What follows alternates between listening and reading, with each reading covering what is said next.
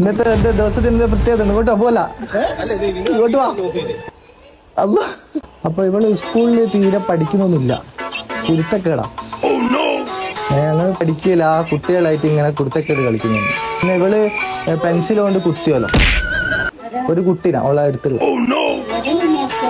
വേദനാക്കില്ല, വേദനാക്കിന ആരെങ്കിലും? ടീച്ചറെ വിളിക്കട്ടാന്? ഇന്നത്തെ എന്റെ ദിവസത്തിന്റെ പ്രത്യേകത ഇങ്ങോട്ടോ പോല ഇങ്ങോട്ട് വാ അല്ല.